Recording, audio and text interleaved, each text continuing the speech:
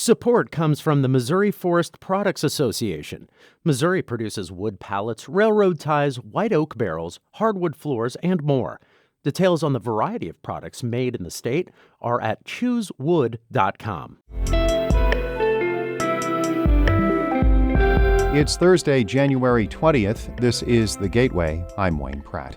Some of the most endangered wolves in the world can be found in the greater St. Louis region. The American red wolf is among the naturally shy animals who are often labeled as villains in movies and folklore. People are afraid of them. If you're afraid of something, then you want to move it or deter it or kill it. In just a few minutes, St. Louis Public Radio's Kayla Drake takes us to an evening wolf howl at the Endangered Wolf Center in Eureka. Governor Mike Parson wants to again cut the income tax rate for Missouri residents.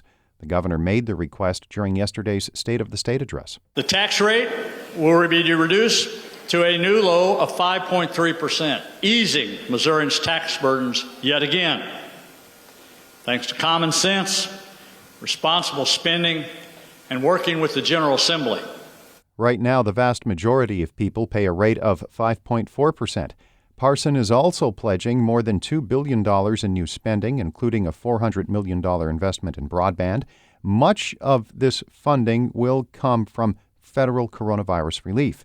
Almost all of the promises by the governor have to be approved by the General Assembly. Republicans have large majorities in the House and Senate in Jefferson City, but there is a loud contingent of anti-spending members in both chambers.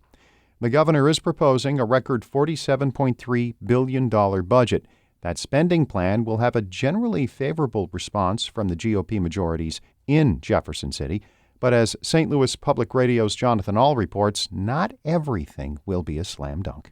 Senate Majority Leader Caleb Rowden says the governor gave a good State of the State address, and the legislature will give it a closer look as the session moves forward.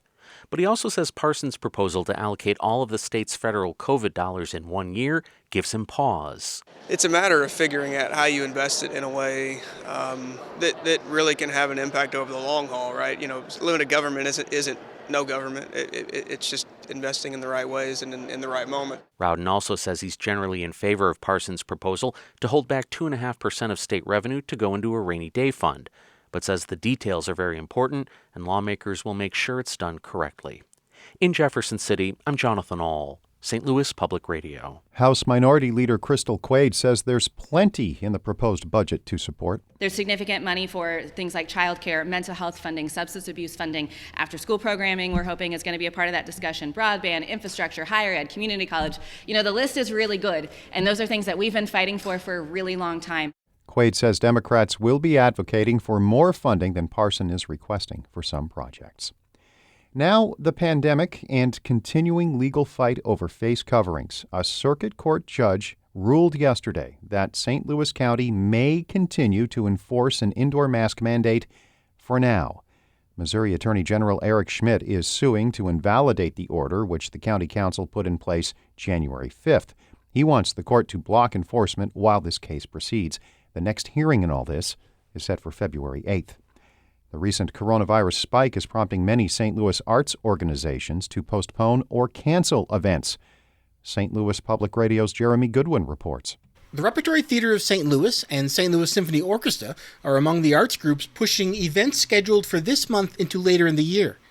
Even with requirements to wear masks and show proof of COVID-19 vaccination, some arts leaders say it's time to hit pause on live performances again, as they did in 2020.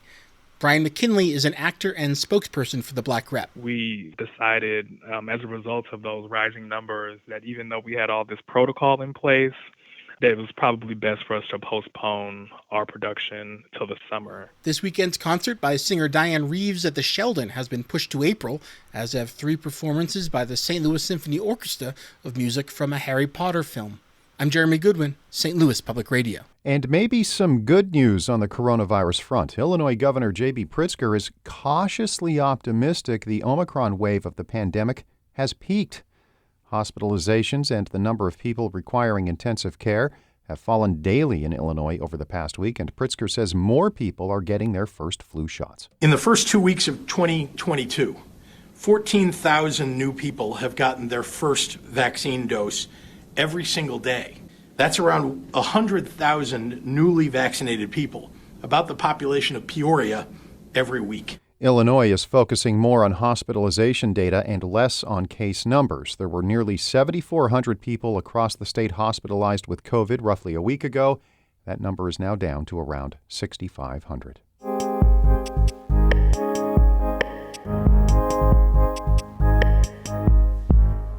Although they are usually depicted in movies as ferocious, wolves are often misunderstood. They are naturally shy. Workers at the Endangered Wolf Center in Eureka are trying to help people appreciate the canines. St. Louis Public Radio's Kayla Drake went to the center this past weekend to learn more about the animals during an evening wolf howl.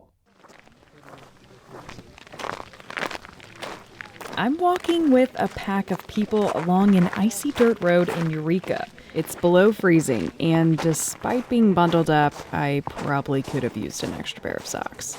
There's plenty of moonlight to guide our steps, though, because, of course, it's a full moon. We are not the pack that matters tonight.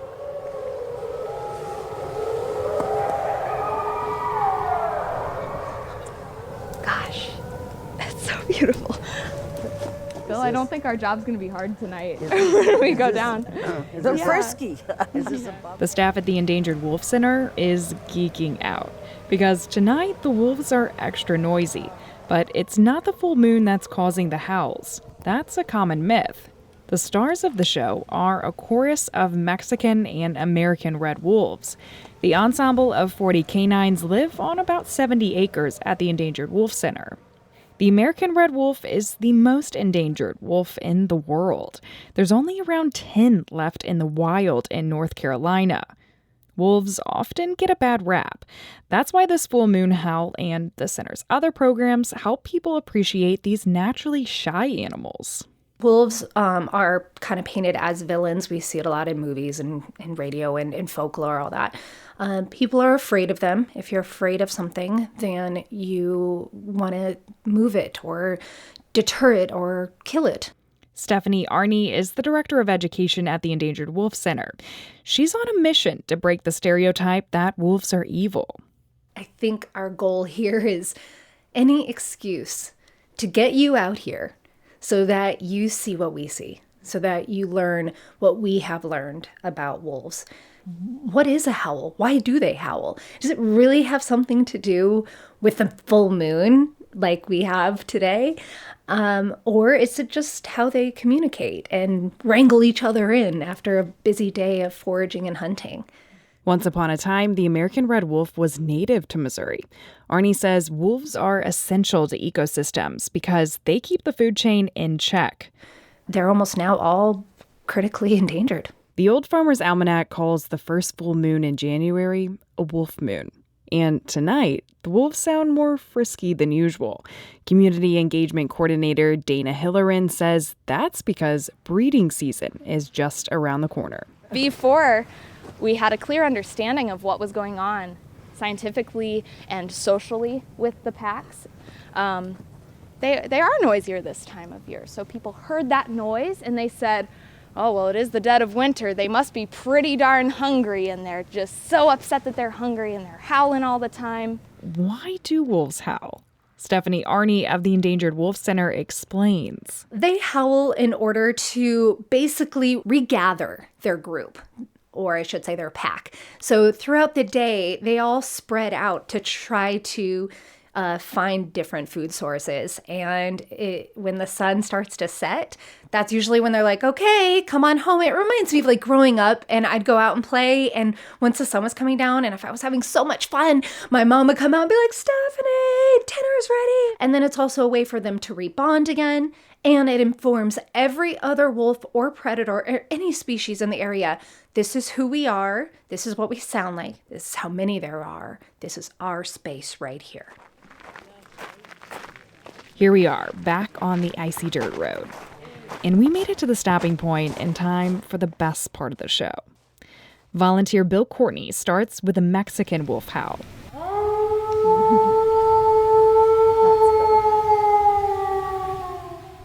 If you listen closely, it's the deeper one.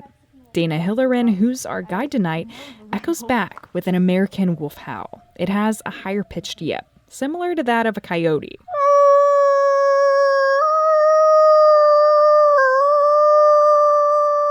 The call and response howl gets the real wolves to join in. They are wondering who's out on this hillside. This is possibly the most talkative night I've ever heard of them.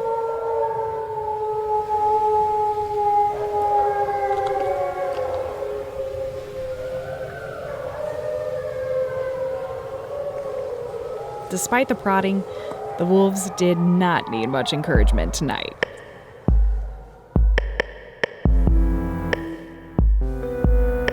St. Louis Public Radio's Kayla Drake reporting. She put that together for St. Louis on the Air, which airs weekdays at noon on St. Louis Public Radio.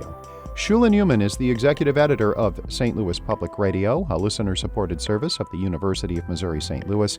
Music by Ryan McNeely of Adult Verb. I am out tomorrow. Eric Schmid will be behind the microphone. I'm Wayne Pratt. This has been The Gateway. Support comes from the Missouri Forest Products Association, committed to conservation and careful management of the state's forests to make them more resilient and better habitats for wildlife. ChooseWood.com.